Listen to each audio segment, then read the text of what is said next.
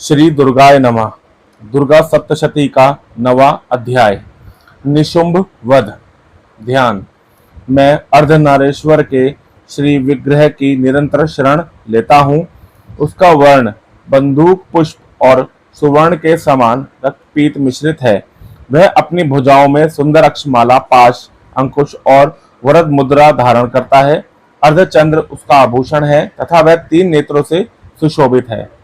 राजा ने कहा, भगवान, आपने रक्त बीज के वध से संबंध रखने वाली देवी चरित्र का यह अद्भुत महात्म्य मुझे बतलाया। अब रक्त बीज के मारे जाने पर अत्यंत क्रोध में भरे हुए शुंभ और निशुंभ ने जो कर्म किया, मैं उसे सुनना चाहता हूँ। ऋषि कहते हैं, राजन, युद्ध में रक्त बीज तथा अन्य दैत्यों के मारे जाने पर शुंभ और निशुंभ के क्रोध की सीमा ना रही। अपनी विशाल सेना इस प्रकार मारी जाती देख निशुंभ अमर्ष में भरकर देवी की ओर दौड़ा। उसके साथ असुरों की प्रधान सेना थी। उसके आगे पीछे तथा पार्श्व भाग में बड़े बड़े असुर थे, जो क्रोध से ओठ चबाते हुए देवी को मार डालने के लिए आए। महापराक्रमी शुंभ भी अपनी सेना के साथ मात्र गणों से युद्ध करके क्रोधवश चंडिका को मारने के लिए आ पहुंचा।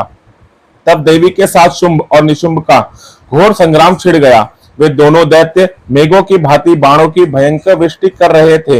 उन दोनों के चलाए हुए बाणों को चंडिका ने अपने बाणों के समूह से तुरंत काट डाला और शस्त्र समूहों की वर्षा करके उन दोनों दैत्य पतियों के अंगों में भी चोट पहुंचाई। निशुंभ ने तीखी तलवार और चमकती हुई ढाल लेकर देवी के श्रेष्ठ वाहन सिंह के मस्तक पर प्रहार किया।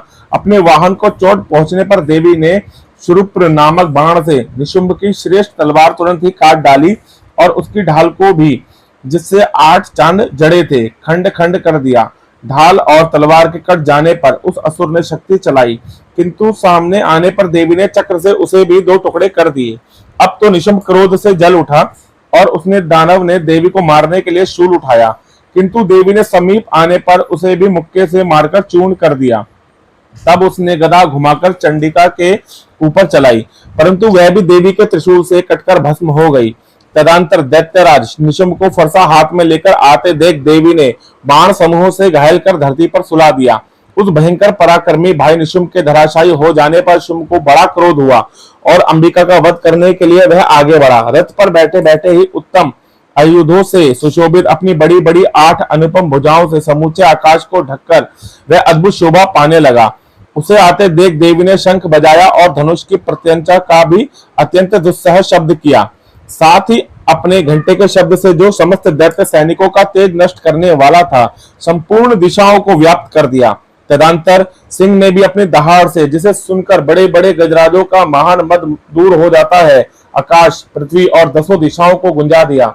फिर काली ने आकाश में उछलकर अपने दोनों हाथों से पृथ्वी पर आघात किया। उससे ऐसा भयंकर शब्द हुआ जिससे पहले के सभी शब्द शांत हो गए। तत्पश्चात शिवदूती ने दैत्यों के लिए अमंगलजनक अट्टहास किया।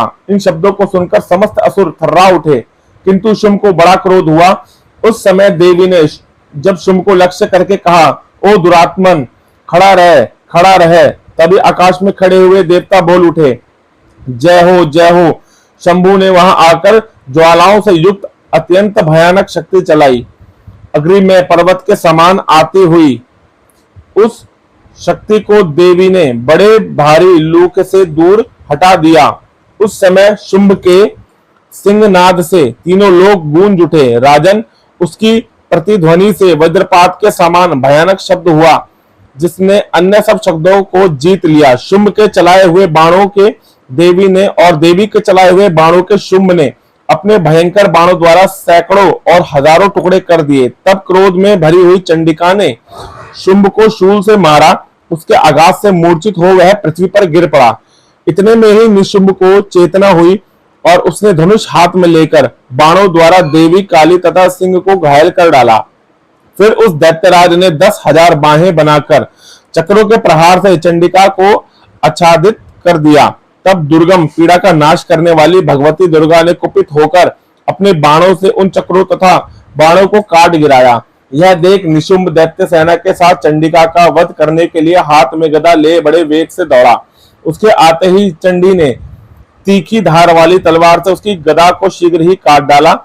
तब उसने शूल हाथ में लिया। देवताओं को पीड़ा देने वाले निशुंभ को शूल हाथ में लिए आते देख चंडिका ने वेग से चलाए हुए अपने शूल से उसकी छाती छेद डाली। शूल से विदीर्ण हो जाने पर उसकी छाती से एक दूसरा महाबली एवं महापराक्रमी पुरुष खड़ी रह कहता हुआ निकला। उस निकलते हुए पुरुष की बात सुनकर देवी ठठाकर हंस पड़ी और खड़क से उन्होंने मस्तक काट डाला। फिर तो वह पृथ्वी पर गिर पड़ा। तदंतर सिंह अपनी दाढ़ों से असुरों की गर्दन कुचलकर खाने लगा। यह बड़ा भयंकर दृश्य था। उधर काली तथा शिवदूती ने भी अनन्य दैत्यों का भक्षण आरंभ किया। कौमारी की शक्ति से विदीर्ण होकर कितने ही महादैत्य नष्ट हो गए। ब्रह्माणी के मंत्रपूत जल से निस्तेज होकर कितने ही भाग खड़े हुए। कितने ही दैत्य महेश्वरी के त्रिशूल से छिन्न भिन्न हो धराशायी हो गए। वराही के थुतून की आघात से कितनों का पृथ्वी पर कचूमर निकल गया।